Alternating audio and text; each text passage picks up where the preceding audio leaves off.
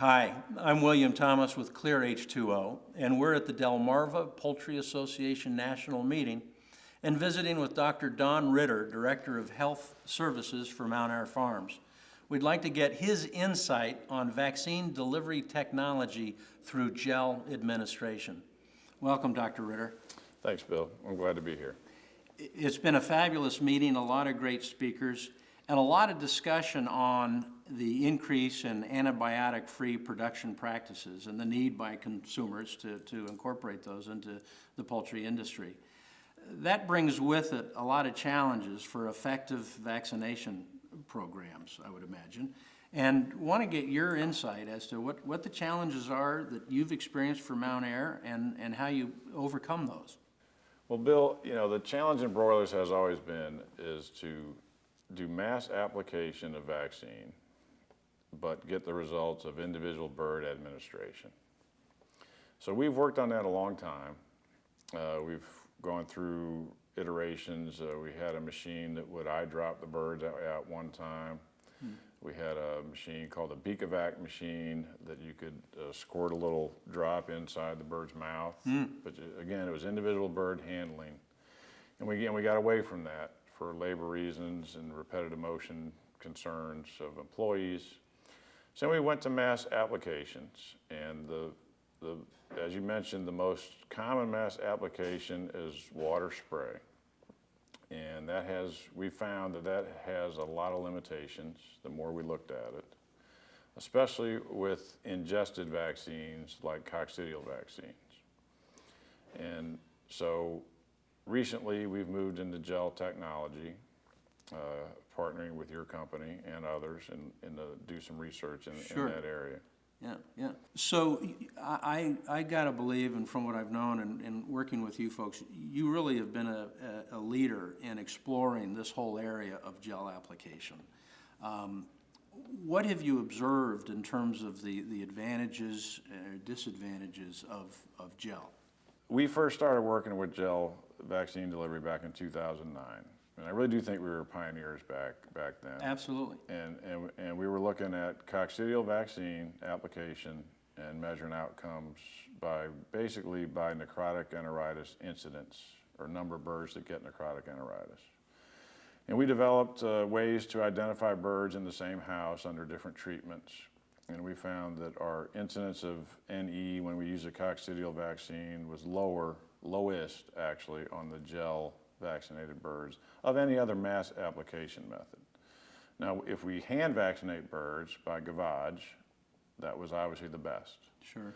So what we're seeking is a mass application method that approaches gavage results. And so that was our first foray into that. Now, that wasn't a commercially available method of vaccinating chicks back in 2009. It was experimental only. And then there were some patent concerns, and so our partners kind of dropped out of interest in pursuing that. And then 2 years ago, we started with gel technology again, and on a large scale, and basically ran that program for about 6 months of the year, just with coccidial vaccines. And that's when we were using your initial products and also from products from another company, doing a comparison. Yep. And then it quickly became apparent to us that you all were interested in moving the football down the field and improving the technology, both in the application methods and instrumentation equipment, and also in the recipe for the gel. So with all that experience and you observing the evolution of the gel technology, what are the, I guess, current advantages and disadvantages and areas for continued improvement? We're still very early in introducing this into the industry. I think there's a long way to go. From your perspective, with the experience that you've got, what are some of those opportunities? There's several things you want in a gel delivery system. Okay, one is you want the gel to be consumable. Okay, so what I mean by that is we're going to drip it on the chicks.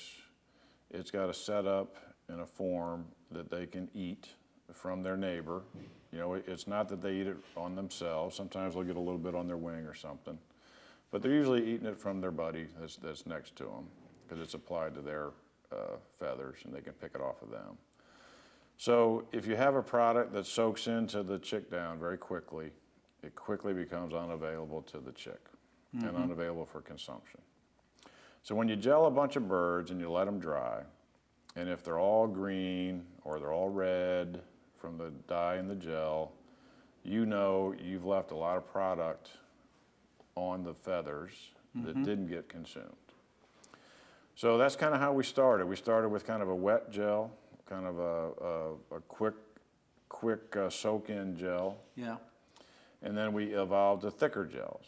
So when you evolve to a thicker gel, you can't pump it in a liquid method anymore. Right. So then you need different technology to pump the gel. And then you need different technology to mix the gel. Right. Okay? Yeah. Because we're trying to mix stuff through it, make sure everything's evenly distributed. The goal is to get each chick to get a dose and to know what that dose is. So if we're applying a 1/2 ml of gel per chick, we want them to eat a 1/2 ml of gel. And so we've got to be able to figure that out. And there's ways to figure that out that we've developed and looked for. Some of them are very labor intensive or lab intensive. Some of them are less. But basically, visually, it's real easy to do. Is you gel the chickens and you see how yellow they are after the gel's consumed and dry. Yeah. So in terms of the efficacy, with the experience that you've had and as the various products have evolved, what's your current assessment of the overall efficacy of this method of delivery? Well, in our hands, I think the gel delivery has been very efficacious. And the way we mainly measure that is our incidence of necrotic enteritis when we're on a coccidial vaccine. We've had each time we've improved the gel process, we've gotten less necrotic enteritis. And our chicks are much drier, okay? And they're less green. So I know they're eating more. We're vaccinating more individual birds. Our research data says that. Our feed conversion performance says that. We're getting record feed conversions on a coccidial vaccine without the aid of ionophores. That's important to note. Terrific. So it's not naked vaccine. We do use BMD and Stayfac, but we don't use an anticoccidial that would affect the coccycycline. Right. So we're relying on application, even application, all the chicks, to optimize the coccycycline. And gels allowed us to do that. And a better gel and a better delivery will allow us to do that more. There's been a lot of interest with all of the different numbers of vaccines that are needing to get applied in the hatchery to combine them into one gel application. Do you see that as a viable opportunity? Yes, I very much see that as a potential opportunity to combine vaccines into one application of gel. And in fact, we're trying that this summer and have tried it by putting our respiratory vaccines in combination with our cocci vaccine, all in one application. See, because part of the problem is if you pre-wet them and then you apply gel on top, then you get more of a soak-in of your gel or a roll-off, but you're losing some of your gel consumption just by pre-wetting them. And we found in our limited studies, now we haven't done exhaustive studies, but our initial work shows that our efficacy of our respiratory vaccines is equal or better than water spray by putting everything in the gel together. In fact, we plan to continue with gel application of our respiratory vaccines into this winter and see if we can continue to demonstrate some benefits from that. Well, certainly there's been, a great leap forward with this technology, but as I prefaced to our discussion, there's still a lot of room for improvement. What do you see as the ideal gel, and if you had to identify some attributes for development that we should be looking at? Well, Bill, to me, the ideal gel and the variables that we're trying to control or optimize are, one, we want we think we want a lot of droplets in a chick box. We think we want a lot of chances for chicks to consume individual doses, if you will, of vaccine, okay? So we're looking at number of drops.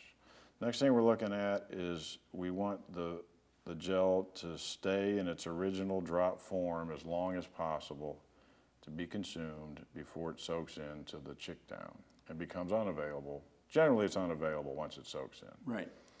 And then we don't want to wet the chicks. You know, we want to bring dry chicks out to the growers.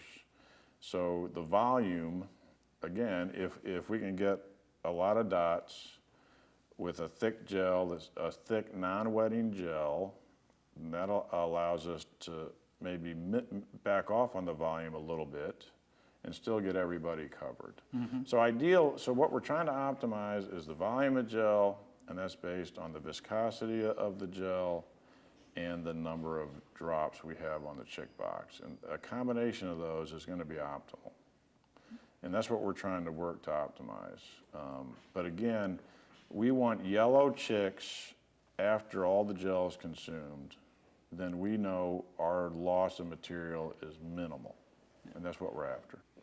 Dr. Ritter, thank you very much, not only for this opportunity to get your insights on gel delivery technology, but also for putting on a great meeting here at the DPI national meeting. It's been fabulous, a lot of great speakers and a lot of great information.